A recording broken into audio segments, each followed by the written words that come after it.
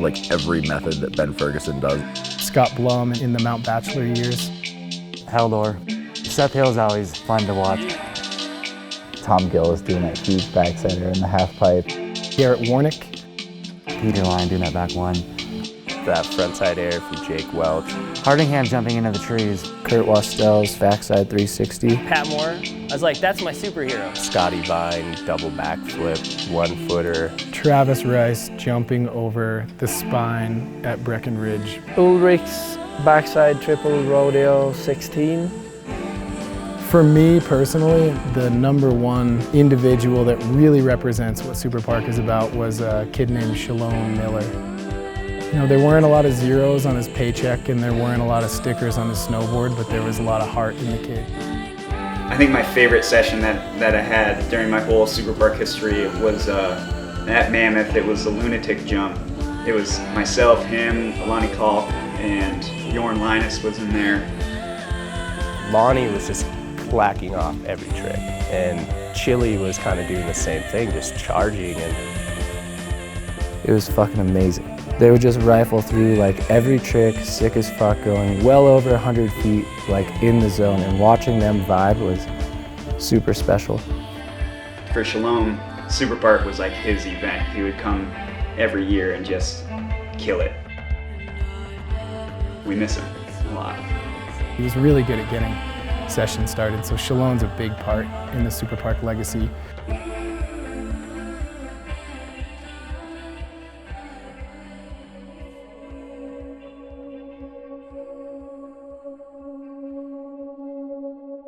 You could go ahead and go to the X Games and do well there, but if someone that you really respect says, that looks sick, that's 10 times more important to me than winning something.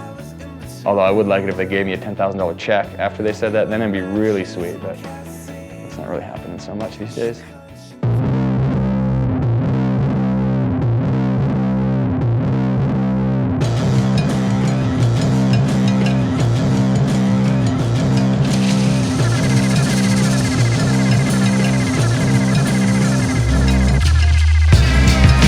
For anybody who's been to Superpark, they know if you get Superpark Standout, you did some gnarly shit.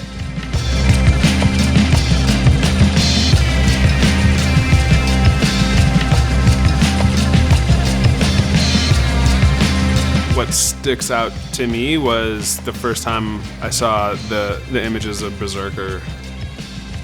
Well, the Berserker was the biggest jump. It was 100 feet of flat from the takeoff to where the landing started. It was such a big jump and such a long, drastic runway that he had to get towed in by a snowmobile. I mean, we were going as fast as that sled would go, and the thing was ready to fall apart. It was kind of one of those moments where you're like, rad, somebody stepped up and went for it. I remember thinking about how much consequence there was. He was doing that in front of the best snowboarders in the world. Kurt Wastell was a hero. We went down to Ocean Harvest, 200 people. He was king of the town that day.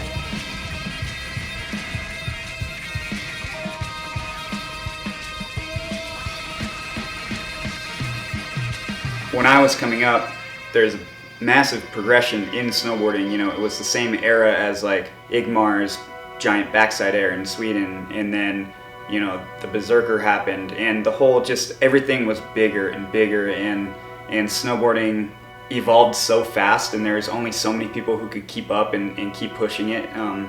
Travis Rice is a perfect example. He took what Kurt Wastell started at Superpark and just pushed it that much further.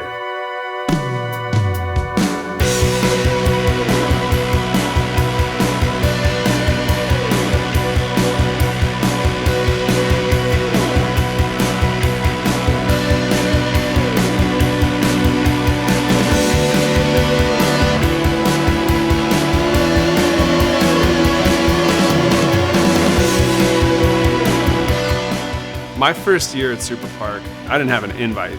There is a very democratic aspect to Superpark. Sure, it's an invite-only event, but the real tenacious types figure out a way to get in. I definitely, at no point, remember ever being like, you're in. I mean, the challenge is there's people I invite, and there's people who ask to get invited. I don't remember getting the nod that I was in until literally in the parking lot putting snowboard boots on. He was well on our radar at that point. The hyperbole and the legend states that he was wildcard poacher.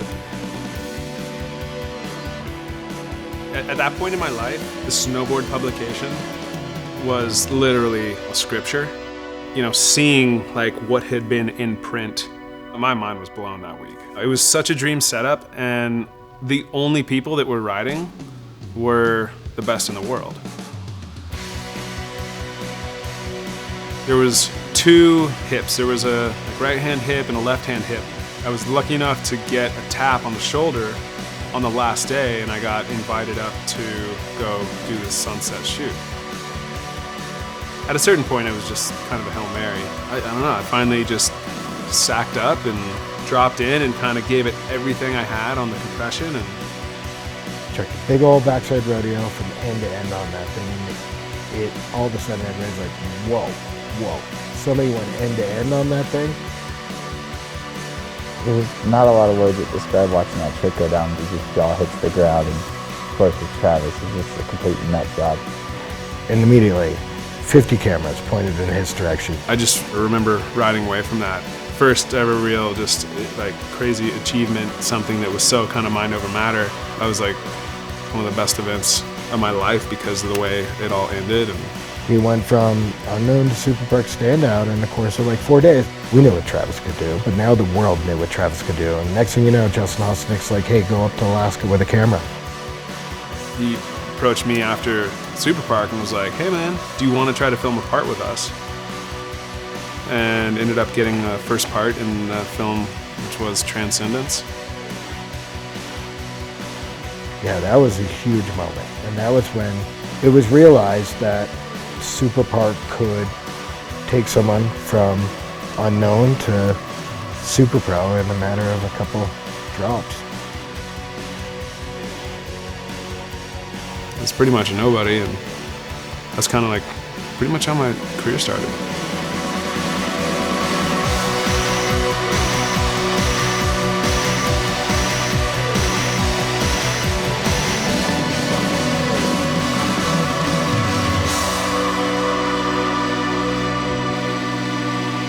My name is Travis Rice. Remember that damn name.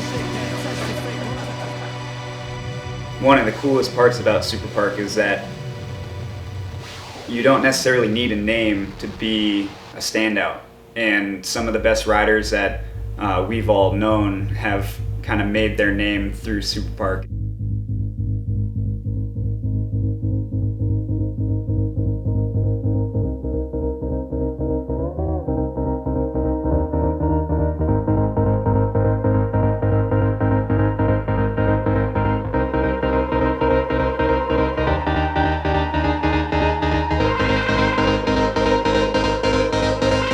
Perfect example, Scott Blum. He was having a tough go of it.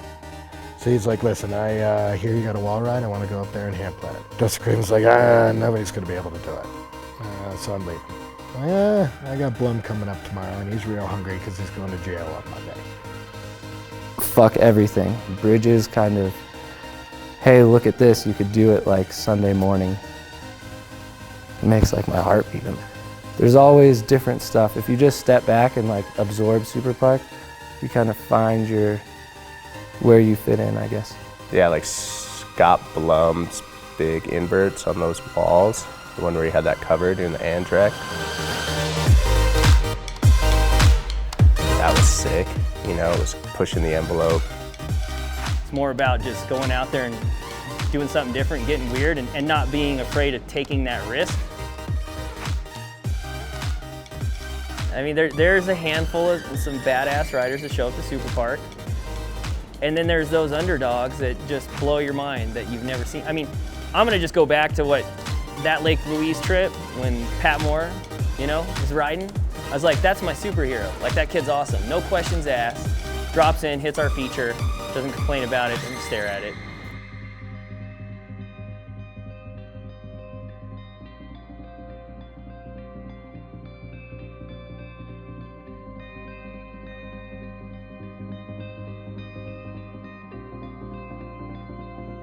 Nowadays, like when this goes off, I look around and I go, who's it gonna be? And these kids are just ripping. So I feel like it's at that tipping point in riding to where there's gonna be breakthroughs and there's gonna be standouts, and it's just, I think it's just there's just a different kid out there right now who grew up on that Pat Moore, who grew up on that Travis Rice. There's been some gnarly shit go down at Superpark, and there's been some dudes who've made their names here. And now we've seen like giant Scott Blum hand plants, and then like Jaeger did a clip flip, and like Scott Vine did a 1-footed double backflip, and all these like pretty crazy snowboard moments, actually, like innovative and pushing like the snowboarding boundary, and it's happening at Superpark.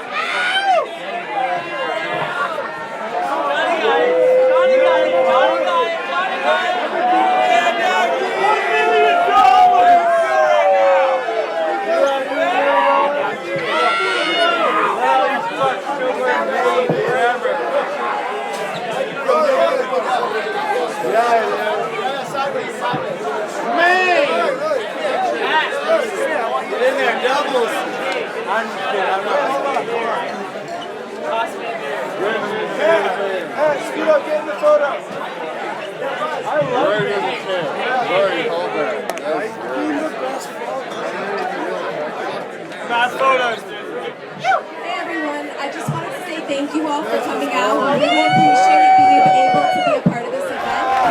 Wait, I don't know how many of you saw me do the double backside rodeo double chuck on the gap hip. This guy is the proud mother right here. Congratulations.